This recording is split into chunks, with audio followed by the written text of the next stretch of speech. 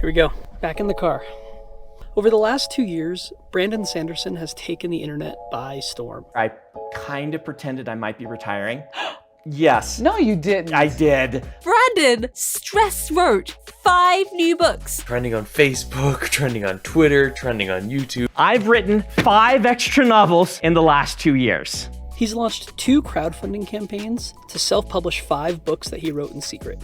4 on the first campaign and 1 on the newest campaign. These crowdfunding campaigns have resulted in almost $60 million in revenue, which is staggering for someone who you might not have ever heard of. What is Brandon Sanderson doing that's resulting in so much attention, so much engagement, and so much cash? Today I'm going to highlight 3 things that I think Brandon Sanderson and his marketing team are doing exceptionally well. 1, he is creating and nurturing an online audience through content. 2, he's creating unique, high-quality value for his audience that they can't get anywhere else. And 3, he's writing real-life stories and then inviting all of his fans to join him through crowdfunding so everyone can feel like they're a part of that cultural moment. Brandon Sanderson makes it look easy. He's just casually writing 5 secret books that are going to turn out to be huge hits and raking in all this cash. It's easy. Everybody can do it. But Brandon Sanderson and his team are taking something really complex and making it look simple because they're very good at it. Most authors engage with their fans. It's pretty easy to go to a convention or to a book signing or like a movie premiere where you can engage and meet the author, they can sign a book for you, you get to have some kind of a connection with them.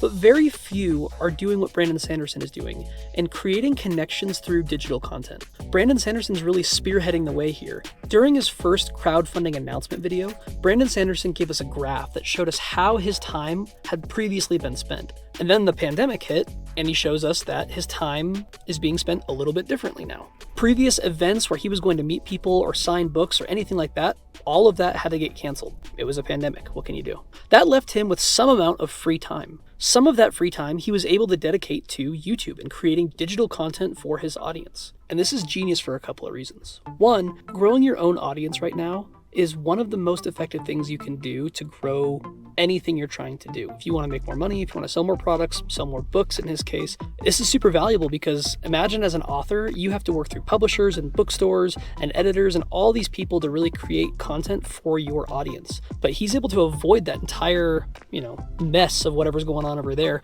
by just publishing directly to people and to his own audience. He's able to create his own self-published content, fund it through crowd raising, and then communicate that this is happening through his own YouTube channel. He gets to avoid all these other third parties that would cost him more money and take more time. It's giving him more creative liberties to run his business how he wants to run it. I think that's super clever. The other reason I think this is really smart is Brandon Sanderson, like a lot of authors, works with tons of artists to do graphic design and illustrations for his books. He actually has people who are creating board games and video games with his works in them. And so he's able to use his channel promoting stuff to his audience, and he can promote his friends and his partners and all these people that he's excited to work with. And he doesn't have to ask anybody's permission. He doesn't have to pay any publisher or any advertising platform.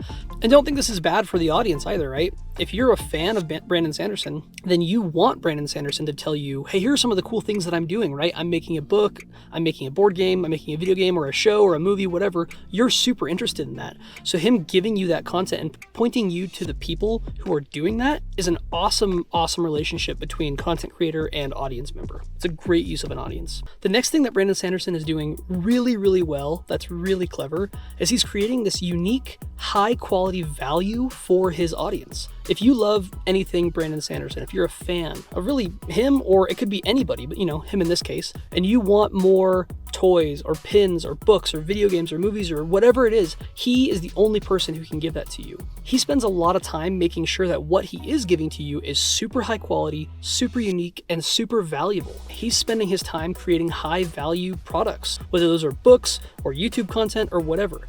He's hired an in-house team that is doing a great job at allowing him to produce high value content for his audience. They do things like podcasts, live streams, their own convention, all of these things where fans can come and engage with him. He doesn't have to go through anybody else. He has plenty of opportunity to sell out and to license all his characters, license whatever he wants, and just make a ton of cash. But instead, he's doing less better. We have been getting a ton of requests from people wanting to make things with us, but we don't want to say yes to very many of them. We want to make fewer products better rather than flood the market. And I think that's a really clever way for him to be running his business. It means everything you get feels high quality, it feels super valuable, and feels even maybe more rare because not everybody can get it. The last thing that he's doing that I think is really, really smart is he's writing stories in real life. He is secretly writing these books in his free time and on his vacations. That's what he's doing with some of the other time that he's had since the pandemic. Instead of touring and meeting people, he's secretly writing more books. If you leave me alone too long,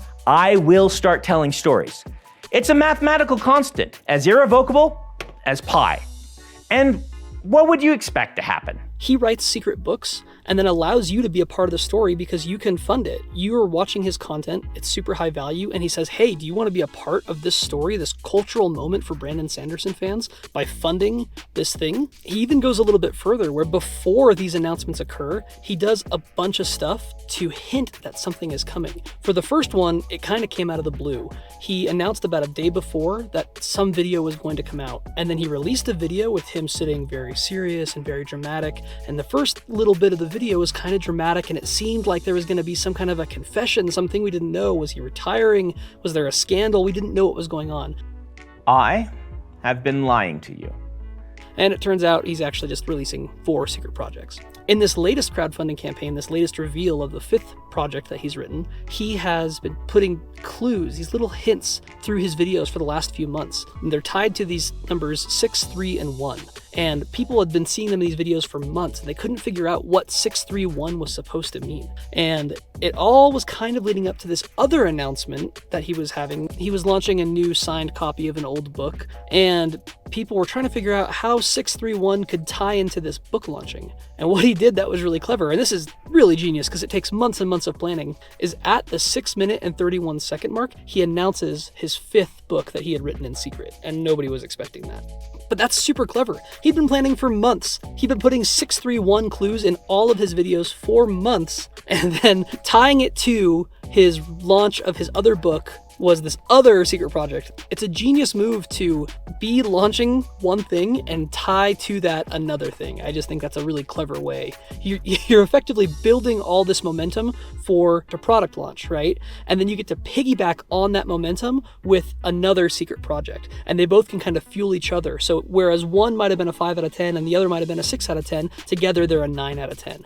I think it's a really, really clever way to launch book products like that. The only place where he releases these videos that are announcing these secret books that he's been writing is on YouTube. So he's bringing people back in, creating high value content, and getting them to engage. It creates this cycle where people are wanting to come back to his YouTube channel, never sure what exactly to expect. They get a high value reward and they get to engage. They get to be a part of this moment for his fans. And then it all just continues in this beautiful cycle. Very clever marketing. And obviously it's working. I don't know what his revenue numbers are, but we can see that his public crowdfund campaigns have done almost 60 million in the last couple of years, which is insane. It's more than enough to fund his goals for sure. Another thing he does that's really clever is they set a goal in their crowdfunding campaigns, and once they've passed their goal, they take some of the profit that they're making and they use that to fund other crowdfunded campaigns. Today, we are going to do something awesome. So we are going to back every single Kickstarter in the publishing category. They have a whole other video about how he and his team went and just fully funded a couple of other Kickstarters. It's really cool. It's another clever strategy he's employing. You want to like somebody who is nice to other people. If they're a jerk, you don't really want to follow them. So it's really clever for Brandon Sanderson to be creating high value content and also to be a nice guy. It sounds mean to call that a marketing strategy, but it kind of is, and it definitely works. You want to be likable. We want to like you. He is likable. It works. He's clever and he's kind. It's a dangerous duo. So Brandon Sanderson and his team are doing everything you want your favorite author to do and more. He's writing and releasing really great books, but he's creating stories that we can all participate in, and he's inviting us to be a part of that moment with him and his team. So what can we learn from Brandon Sanderson and his really clever marketing playbook? 1, grow your own audience. Brandon Sanderson has less than 500,000 subscribers, or maybe he just crossed 500,000 subscribers, and he's making $60 million on Kickstarter. And that's only like the public numbers. I'm sure he's making more money than that I can't even see. So it's not like you need some huge audience to make pretty serious money for your business. 2, create value that can't be gotten anywhere else. If you're a fan of Brandon Sanderson and you want to engage, you want more Brandon Sanderson anything, the only place to get that is him. So create value. Lastly, Brandon Sanderson is masterfully involving all of us in his stories. Brandon Sanderson is creating stories, not just on paper, but with all of us through his YouTube content and through these crowdfunding campaigns that let us partake in this story with him. We get to say, yeah, did you see that video? Yeah, I got to contribute. Yeah, I got this book. You're a part of this moment. You're a part of the story that he's creating. And I think that's one of the things that really separates him from other authors, is that he is involving all of us in a way that is, as far as I'm aware, I've never seen anybody else do anything like that. I think it's genius. I hope there are things in here that you can take from him and employ in your own marketing strategy, or just appreciate what he's doing even more because you understand it. If you like exploring the hidden side of marketing, subscribe for more deep dives and breakdowns into everything you love about marketing.